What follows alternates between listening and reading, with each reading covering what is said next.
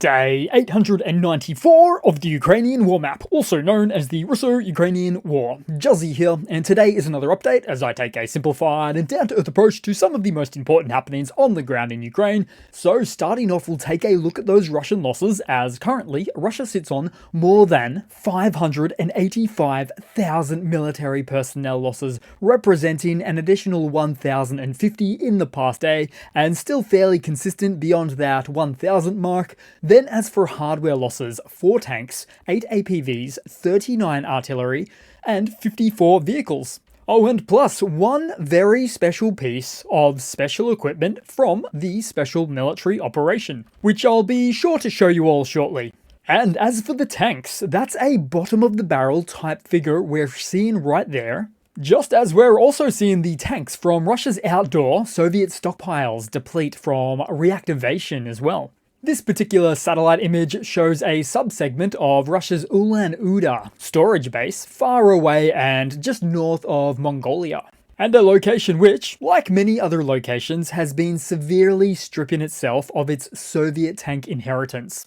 Then headed to the map today, as it looks like there's some unexpected activity heating up on the Russia-Ukraine border, with early reports suggesting that Ukrainian troops have snuck into Russia's Kursk region. They've apparently made it several kilometers deep near to the Russian town of Sudza, although official Russian sources are saying that they've stopped the incursion. But this contradicts local reports from the region, where many Telegram channels are telling a much different story of successful and continuing offensives across the border.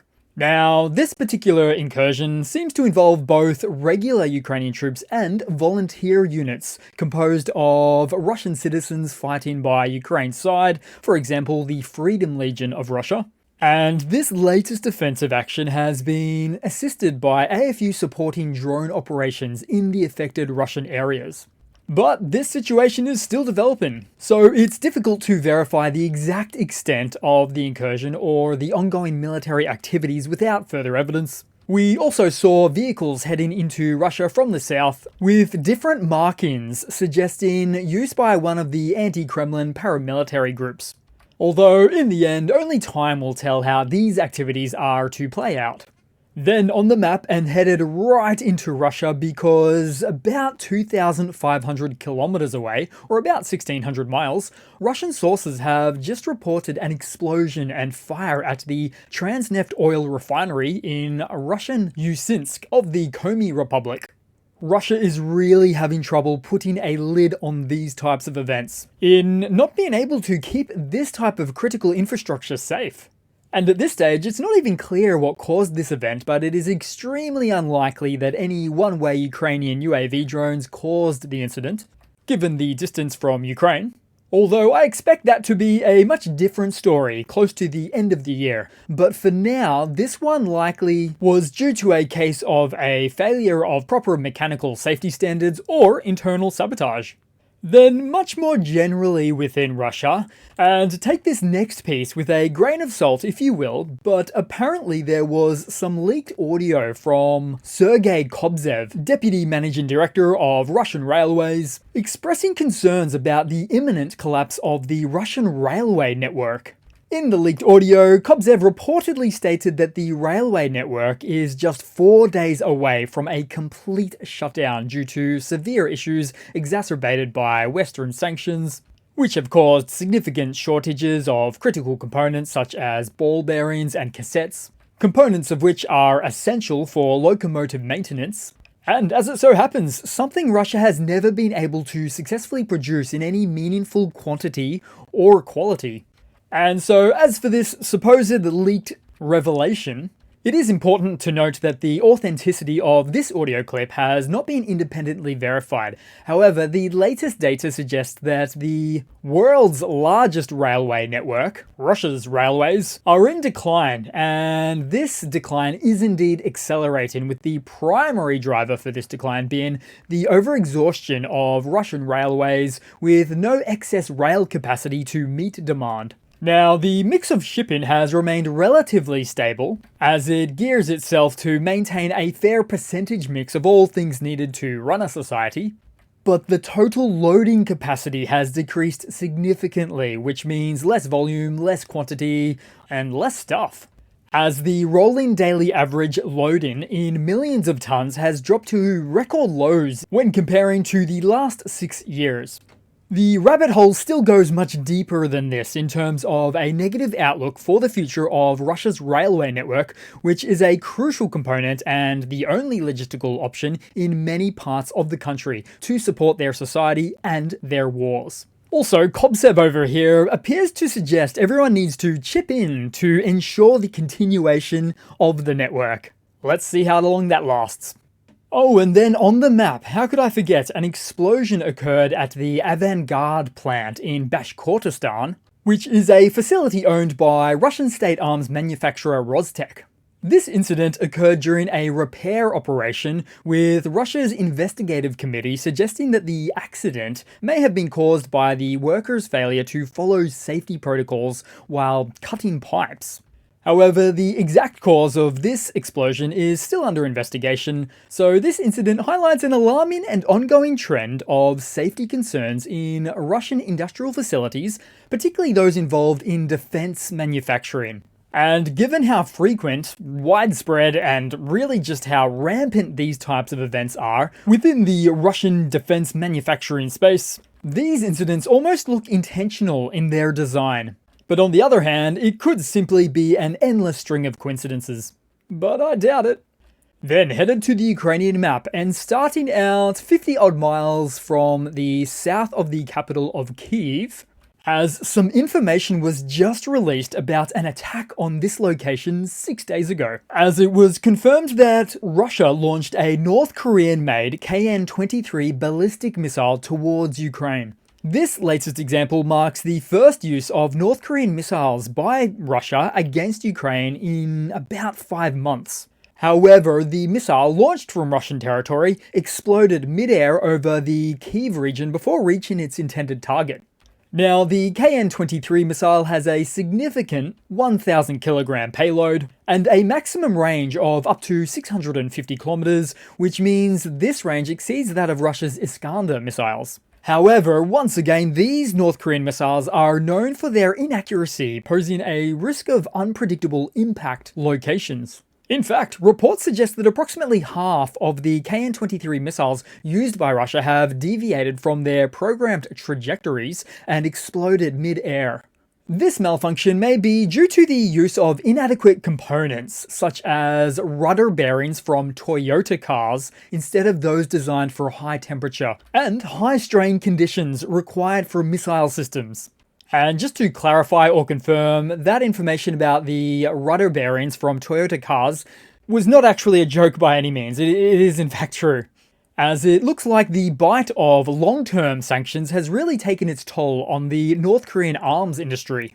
But as for some wider context to this latest update, the incident highlights Russia's continued use of foreign-sourced weaponry in its conflict with Ukraine and raises concerns about the reliability and safety of these weapons, which is pretty much in line with the Russian military's sometimes desperate approach to use anything they can really get their hands on in this war. Then moving across on the map, as we'll head to the Donbas now, because Russian forces have advanced into Pivnishne on the outskirts of the Toretsk location in eastern Ukraine, as they engage in street and building clearance operations. As a result, the Ukrainian Special Operations Battalion Enye and the Lyat Assault Brigade have been conducting defensive operations in the area. Russian forces have also consolidated positions, taking 5 or so extra blocks on the southwestern edge of Zalizne. Also, fighting has reportedly reached the borders of Toretsk, though visual confirmation is still lacking. So from these latest positions, the Russian army would look to progress to Toretsk and, of course, where feasible, tie the knot with a connection to New York.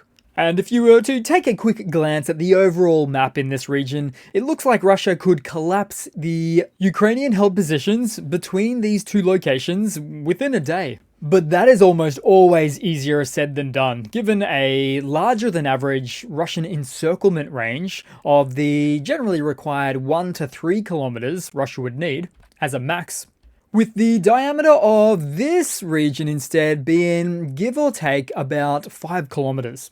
Oh, and not to mention quite the significant water bodies there as well. And as for New York, most recently, we saw Ukrainian soldiers in close quarters combat as they eliminated a group of Russians who tried to storm their position. Now, this activity likely occurred just beyond the river to the north, northwest or northeast, where the contact point lines have been more or less drawn for weeks now. Then taking a look around the map, because somewhere in the east we saw the destruction of another Russian T-90M tank. It doesn't get any better than this for Russia. And a couple of BMP infantry fighting vehicles as well. Then also on the map, units from the 14th Mechanized Brigade destroyed an enemy ammunition depot in the Kupiansk direction. And then, as per mentioning at the start of the video, Ukraine's 14th Separate UAV Regiment successfully destroyed a Russian Zoopark 1 complex. The complex is a counter-battery radar that's used to detect and locate enemy artillery, and this rare item, with a price tag of about $25 million, now turns out to be quite the loss for the Russian army. Although I have my doubts about any effective use of these platforms by the Russian army in the first place.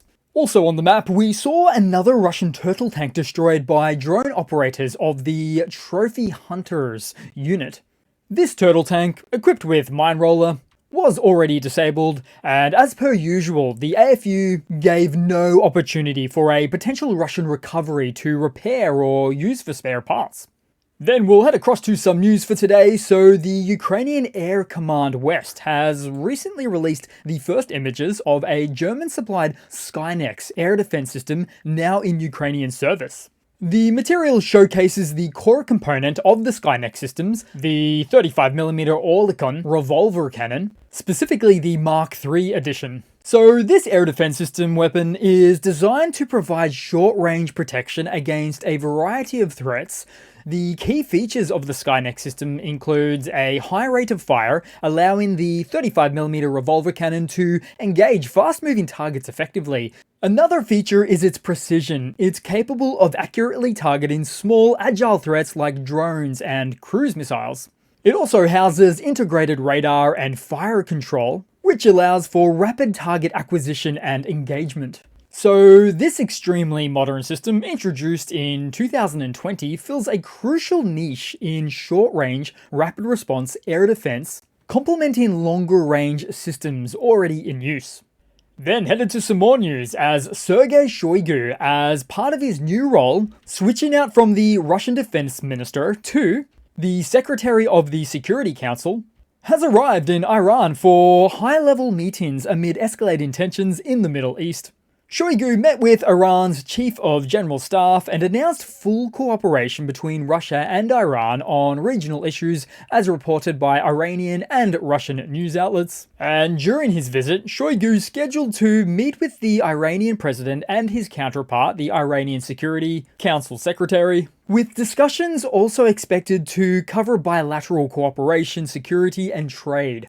Further to that, Israeli media reports that Russia has transferred Iskander missile systems and electronic warfare systems to Iran, signaling increased military cooperation between the two countries. But Shoigu is really not the guy for the job here. After all, he lacked a great deal of utility, where some would call him useless, in acting as the Russian defense minister, and yet now, here he is giving his military opinions on the geopolitical tensions in the Middle East. It just doesn't quite fit.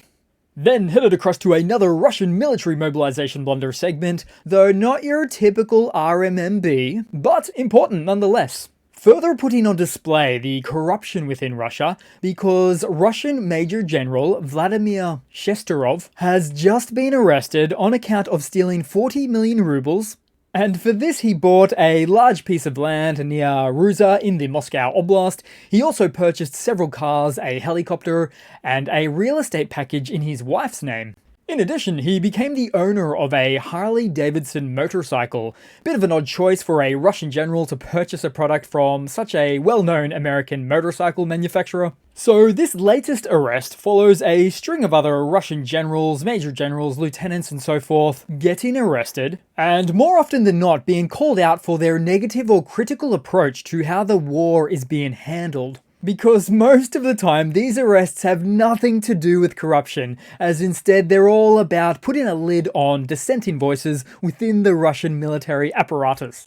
If anything, corruption is tacitly accepted or implicitly approved in these spaces, so long as you toe the line. And events like these could also give one great confidence that the main director of nuke maintenance and design is doing the very same thing, misappropriating funds that was designed for that very department.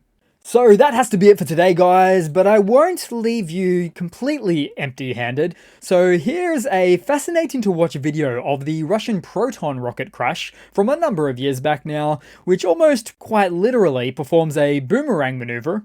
Not completely dissimilar to what we've seen with some Russian missile platforms in recent times. So thanks again for watching, please continue to like and comment, subscribe if not already, it always helps boost out the channel, and I do hope to see all of you guys there in the next one. Cheers!